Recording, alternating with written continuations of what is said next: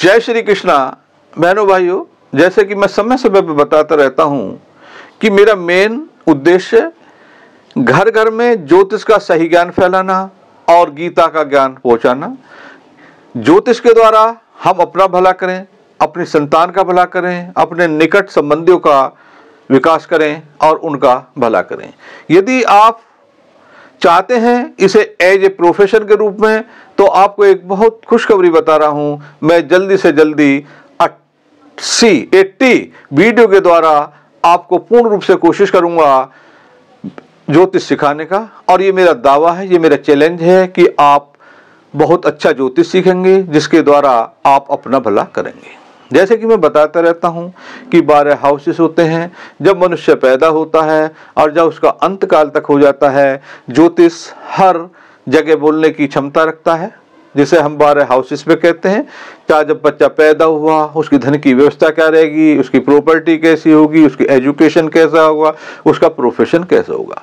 लेकिन इसके लिए date of birth, time of birth, place of birth का सही होना अनिवार्य है। दूसरी बात, जैसे कि अब तक मैंने वर्णन करा धन भाव का, लग्न भाव का, आज हम चर्चा करेंगे अष्टम भाव का। ध्यान रहे, अष्टम भाव आयु का होता है, उसकी मृत्यु का होता है, मृत्यु तुल्य कष्ट का होता है, हर कार्य रुकावट होती है, चोरी यहीं से देखी जाती है। जितने भी हमने पुनर्जन्म में पाप करे हैं वो 6, 8, 12 के हाउसेस के रूप में हमें वो गुण यानी कि वो हमें फल मिलते रहते हैं। लेकिन हर घर कुछ शुभ फल देता है, कुछ अशुभ फल देता है। यदि हम कहें कि अष्टम भाव केवल मृत्यु का ही है, कष्टों का भी है और या हर चीज में परेशानी का है, ऐसा नहीं है। यदि अष्टम भाव हमारा स्ट्रोंग है, उसका स्वामी यहीं बैठा है, भाग्य अष्टम भाव में चला गया तो जातक के पास अवश्य ही पैतृक प्रॉपर्टी होगी। आज सबसे पहले मैं आपको ये बता देता हूं कि ऋषि पाराशर जी के अनुसार जो इस विद्या के जन्म करता है वो अष्टम भाव यानी कि आयु भाव, बाधाओं के घर के विषय में क्या कहते हैं। फिर मैं जो हमारे एक्सपर्ट एस्ट्रोलॉजर हैं जिन्होंने खोज करी है, क्योंकि ऋषि पाराशर जी खुद कहते हैं कि समय समय पर इसका अवश्य ध्यान रखें, खोज करें, उसका भी मैं आप में को बताता रहूंगा। ये जो मैं बता रहा हूं अष्टम भाव यानी कि अष्टमेश विभिन्न भागों में यानी कि 12 हाउसेस में जाकर क्या क्या करते हैं, लग्न में क्या करते हैं, द्वितीय में क्या करते हैं, थर्ड में क्या करते हैं, चतुर्थ में क्या करते हैं, पंचम में क्या करते हैं और षष्टम में क्या करते हैं, सप्तम में क्या करते हैं, अष्टम में क्या करते हैं। मैंने इसके साथ कोई भी छेड़छाड़ी नहीं करी। जो ज्योतिष ऋषि पाराशर जी ने अपने नियम बताए हैं उनको मैं कॉपी करके उनके ग्रंथ के अनुसार मैं आपको ये दिखा रहा हूँ।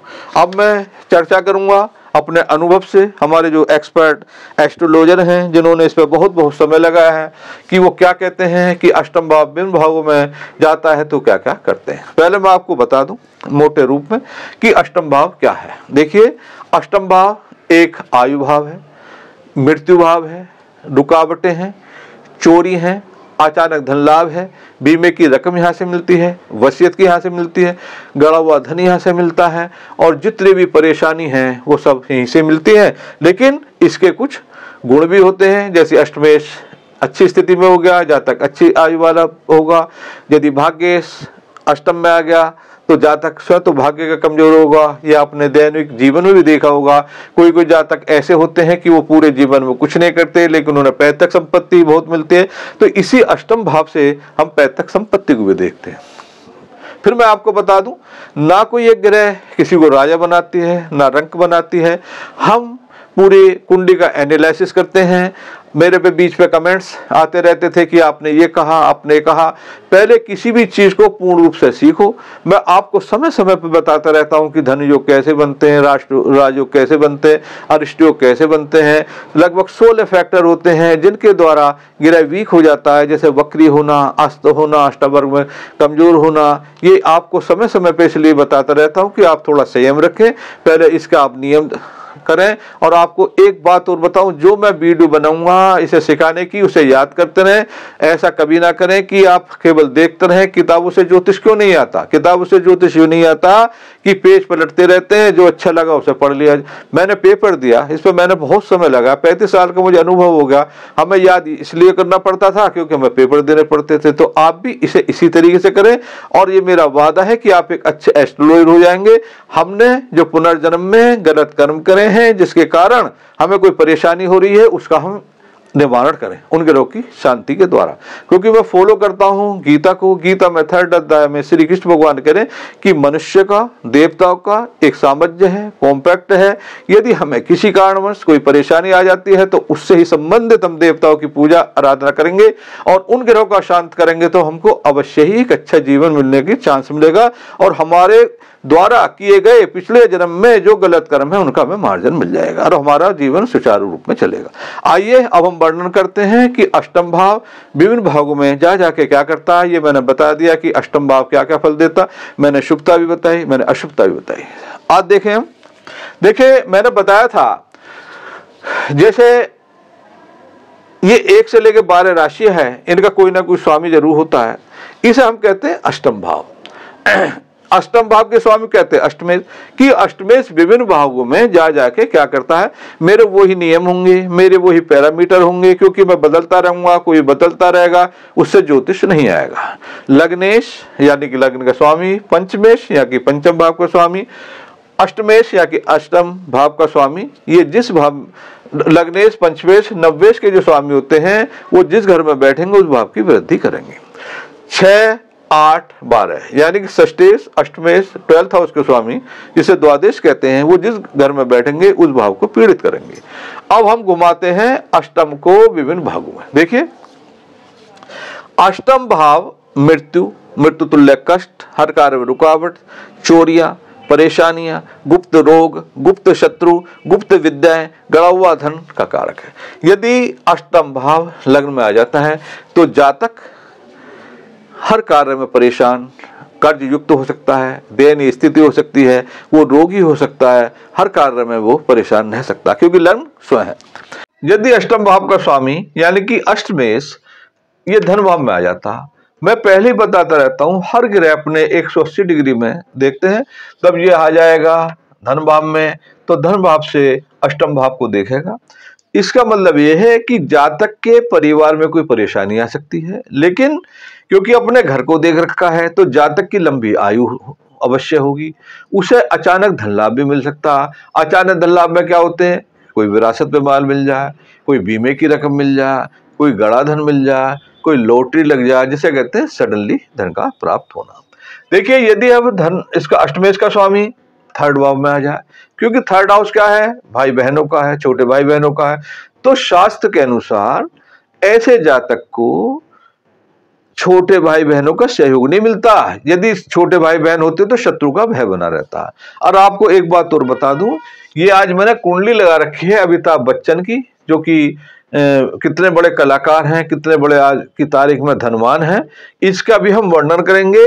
क्योंकि अष्टम भाव में 4 ग्रह हैं, सूर्य बुध शुक्र मंगल। ये मैंने कुंडली इस बारे लगाई है कि जब ये पैदा हुए थे तो इनके फादर से कह दिया था कि आपका बच्चा जीवन में कुछ नहीं करेगा, क्योंकि सारी की सारी ग्रह यानी कि सूर्य बुध शुक्र मंगल, सूर्य मतलब यश, बुध माने बुद्धि, शुक्र माने उसका करेक्टर, अब मंगल माने इसका साहस, बोला इसका सारे खत्म होगा। लेकिन जो अच्छे एस्ट्रोलॉजर होते हैं उन्होंने कहा कि ये बच्चा बार बार संघर्ष के बाद ये बहुत बड़ी ऊंचाई पर जाएगा। और आपने देखा होगा इनके जीवन में ऐसा भी हुआ, मृत्यु तुल्य न कष्ट मिला, हर तरह की नहीं परेशानी समझी।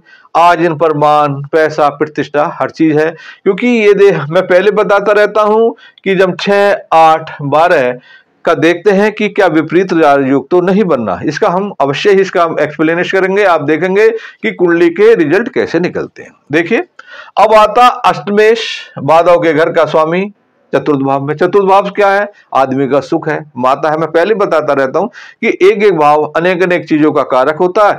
मदर को बीमारी का भय, सुख में कमी का भय। चतुर्थ भाव मित्र का होता है तो मित्र के द्वारा विद्रोह का डर। शान शौकत का भी होता है, शान शौकत में परेशानी।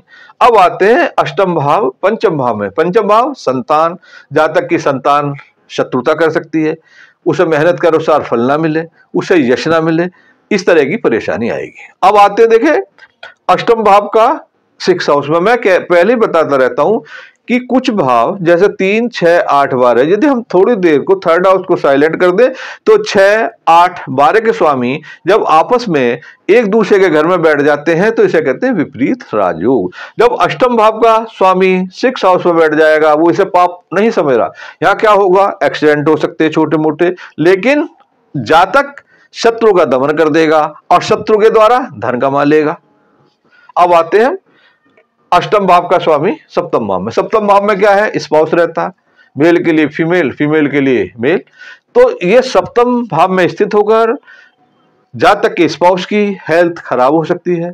यदि वो जातक साझेदारी में काम करता है तो उस पर उसे नुकसान का भय बना रहेगा, क्योंकि सप्तम भाव और अष्टम भाव गुप्त रोगों के भी है, तो जातक को कोई ना कोई गुप्त रोग का भी भय बना रहेगा। अब आते हैं अष्टम भाव का स्वामी अष्टम भाव में।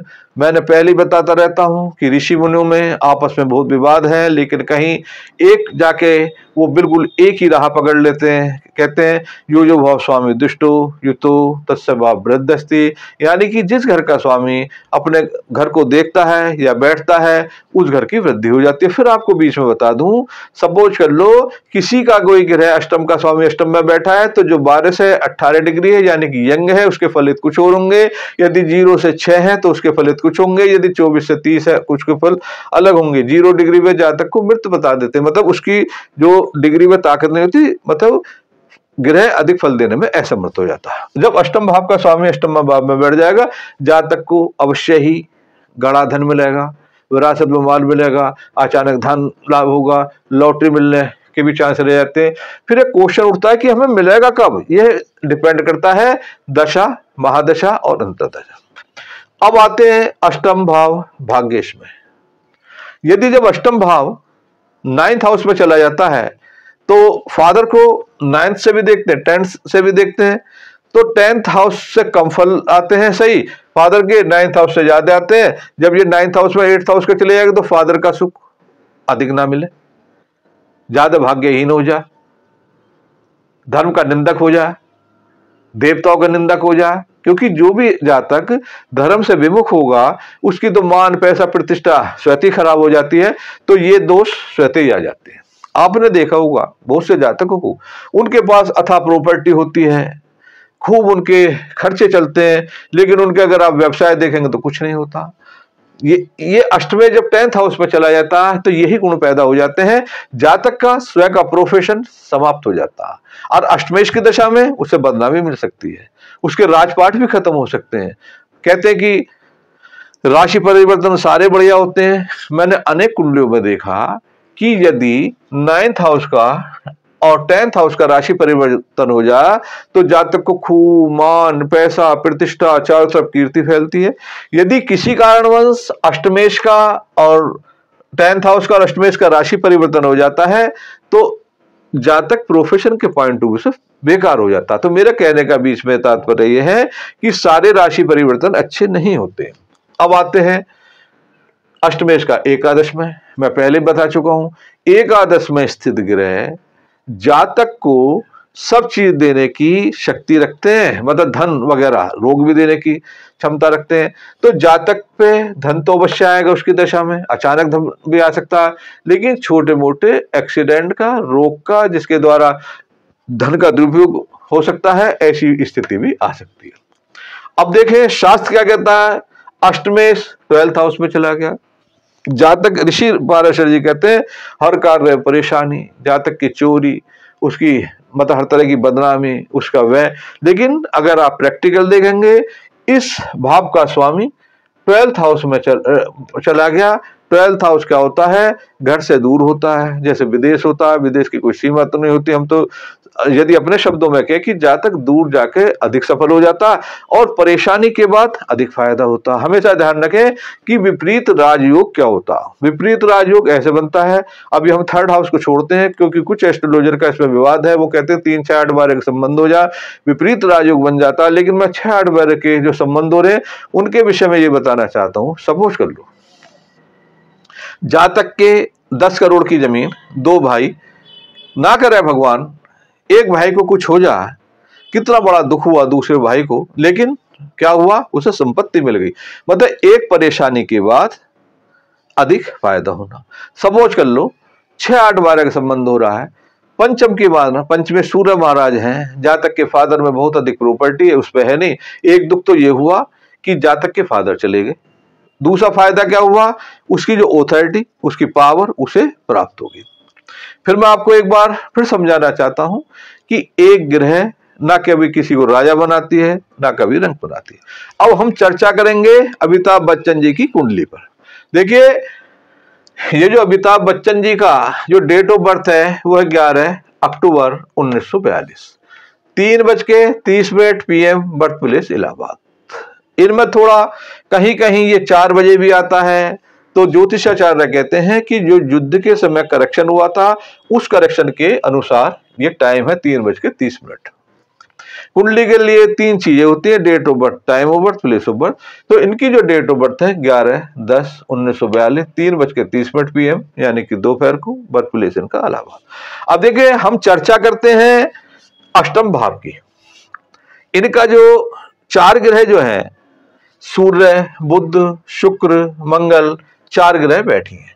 आप देखें, इनका जो भाग्येश है शुक्र महाराज, जो कि योग कारक ग्रह भी हो जाता है, वो 8th हाउस में चला गया, यानी कि जातक भाग्य का कमजोर हो गया।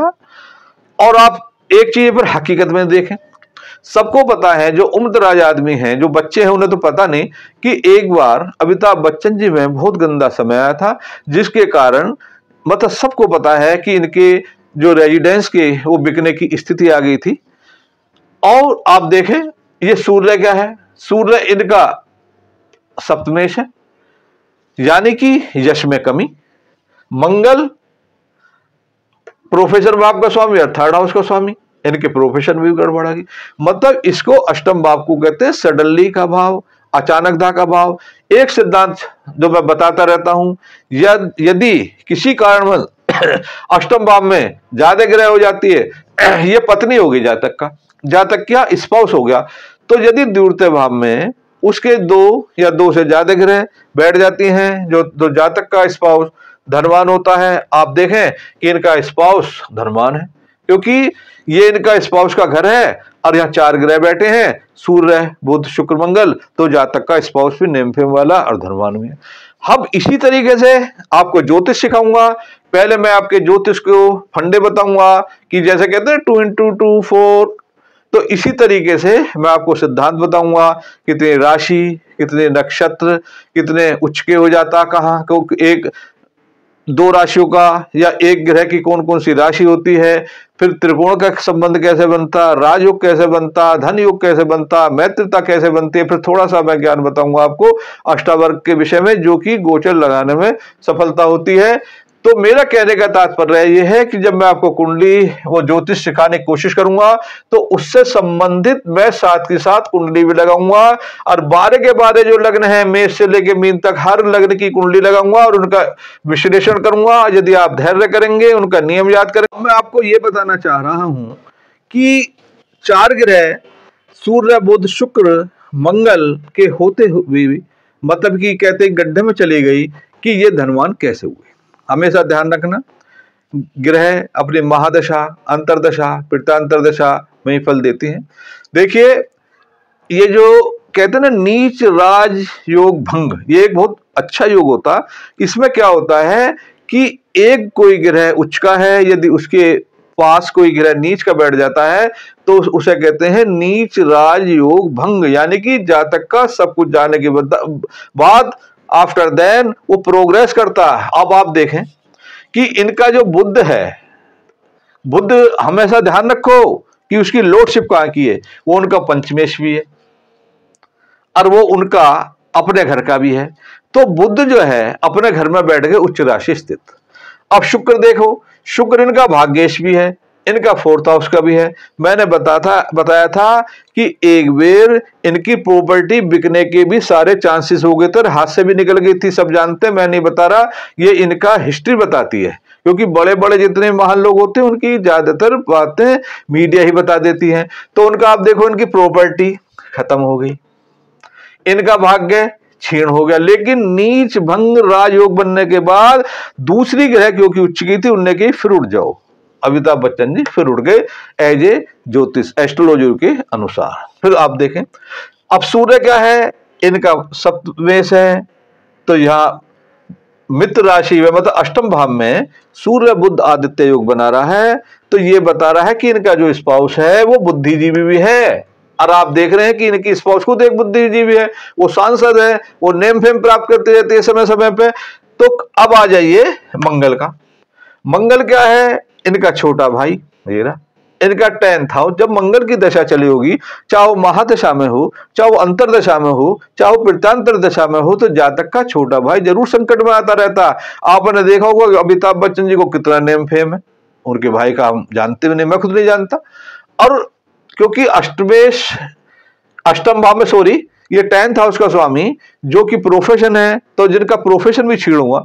लेकिन मेरा कहने का मतलब यह है कि अष्टम भाव इतना परेशानी भी नहीं करता, ये अचानक धन लाभ, अचानक इसे सडनली कहते हैं। तो सब जानते हैं अमिताभ बच्चन जी को कौन बनेगा करोड़पति का प्रोग्राम मिला, वो अब करते चले गए, जो कि एक उनके साथ सडनली एक घटना थी। वो स्वयं अपने मुख से कहते हैं कि जब से मैंने नीलम धारण करा, नीलम मीन्स शनि का रत्न। शनि कौन है, इनका लग्नेश। आपको एक बात और बता दूं, कुछ नियम ऐसे होते हैं जो 80 से 90% लग जाते हैं। आप अगर देखेंगे जिनकी, मैं हर एक में नहीं कहता क्योंकि रिजल्ट तो पीएससी से आते हैं, पॉजिटिव एक्सपेक्ट कर जाएगा, जिन जातकों के कुंभ लग्न होते हैं उनके कम से कम 80% पहले बिटिया होती है। तो आप देखेंगे कि इनका कुंभ लग्न है तो जातक के बिटिया भी है। फिर मिलेंगे ऐसी वीडियो के साथ, वाणी को विराम देते हैं। जय श्री कृष्णा।